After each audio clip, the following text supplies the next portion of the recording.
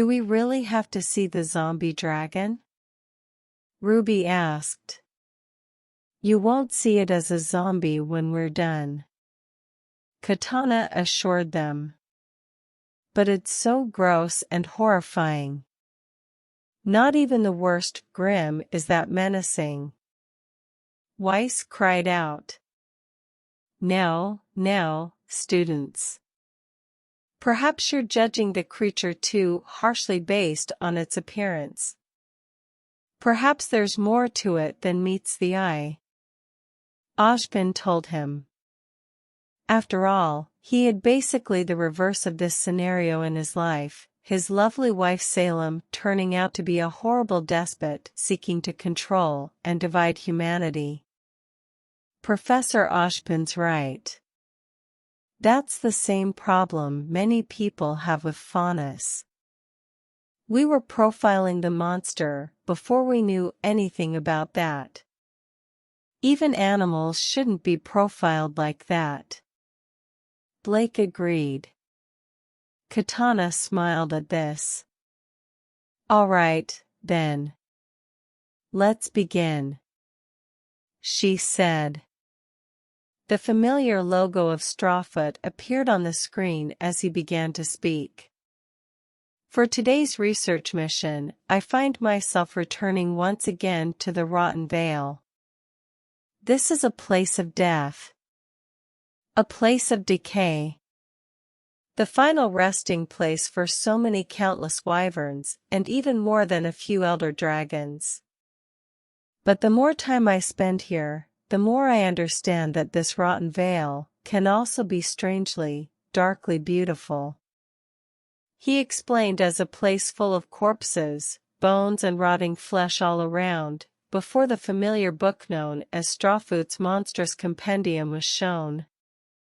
The students shivered at the view they got of the Vaal. It's full of bones and rotting flesh. How could it possibly be beautiful? Weiss cried out. Strawfoot has been shown to have a unique view on the world, but I don't see how anyone could see this glorified corpse pile as beautiful. Winter agreed. Perhaps we simply haven't seen it from the right angle yet. Ashbin reasoned. Indeed. Remember, the entire reason Katana had us watch this was to look beyond the surface and find hidden beauties. Glinda added, although she, too, was having trouble seeing this place as anything besides disgusting. This cavern we stand in now is illuminated by the lambent pools of cerulean acid, likely a byproduct of the decaying elder dragon, Dalamadur. He continued as a hunter was shown walking through a large cave, indeed lit up by admittedly beautiful pools of blue liquid as he said. Traveling deeper into the Vaal, we can witness an eerie red light, which leaks through the surface, cutting through the effluvial waves in crepuscular rays. A breathtaking display of natural beauty. He added as a beautiful red light, similar to that of a setting sun, were seen beyond a strange opening in the back of the Vaal just as he had explained. Pretty, RWBY said in awe. I'll admit, I'm a fan of the red light. I wouldn't mind a lamp with that color lighting. Cinder agreed. Wow, who knew acid could look so awesome? Nora said. Just remember not to swim in it, Nora. Ren reminded her. I'm not that crazy, Ren. She insisted, pouting. So, what's a Dalamadur, then? Yang asked. 2 to 7 mile long snake. Katana said, leaving everyone absolutely shocked. 1. That is awesome, Yang said excitedly. You see, it's human nature to fear what we don't understand. It is often the case that this fear of the unknown is a health evolutionary adaptation for our species. It is a fear that often prevents us from putting our own lives at risk. But sometimes, this fear can hang heavy on our eyes, an opaque shroud obscuring our true sight, a dark lens distorting our own perceptions. Lost in our own terror, we often fail to appreciate the natural beauty all around us, the breathtaking diversity of life we find in this new world.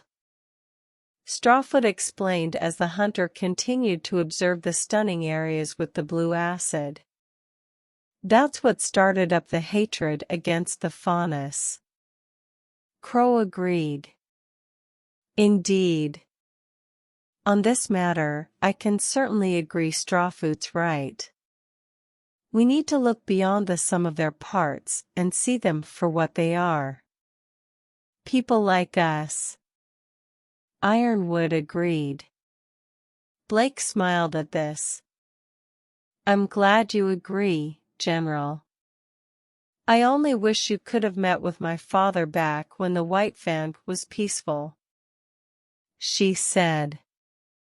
Okay, for fauna sure, but what about a dragon with gross rotting skin all over it? Coco questioned. It's still the same thing, Coco, something that looks different and uncomfortable, but may be really nice when you look at it.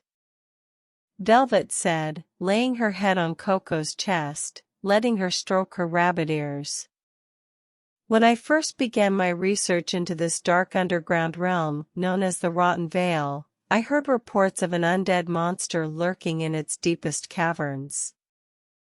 A terrifying vampiric creature. Decaying flesh draped over the animated skeletal remains of an ancient elder dragon. I heard hunters refer to this creature as a zombie, a ghoul, even a necromancer. He continued to explain while looking around, looking in a full circle around the room, before looking back to the far end from himself, seeing the fearsome creature.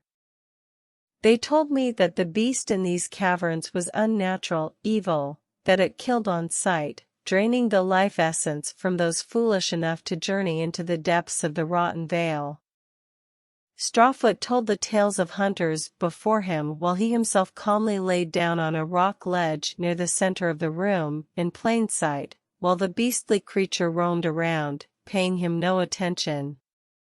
Everyone was a bit disturbed when the creature showed up, but soon that disturbance gave way to surprise and even awe as the creature roamed around while not even acknowledging Strawfoot. It may not be the most natural, but it seems to be far from evil. And it's certainly not killing on sight. Pyrrha admitted. Maybe it just hasn't seen him yet? John wondered. Highly unlikely. I have pinpointed the creature's eyes and was able to map out its field of vision based on its eye placement. Based on that, Strawfoot is well within its peripheral vision. Even accounting for poor eyesight, it would still likely be able to notice him from his close proximity. And that's without even considering its other senses. Penny noted. Everyone was shocked at this, but Neo quickly shook it off. Yeah, what she said, John. Why you gotta be so harsh to the dragon, just because it has old, dead flesh all over? She teased him, causing him to shrink in embarrassment. Good one. Yang admitted, high-fiving her. These reports of an undead elder dragon are inaccurate. Fear had clouded the minds of those early explorers who first braved the Rotten Vaal. My name is Strawfoot and this is the Vaal Hazak. Strawfoot finally introduced the creature as it harmlessly walked past him, still barely acknowledging the hunter mere feet away from it, calmly exiting the cavern while leaving Strawfoot completely unharmed. Vaal Hazak.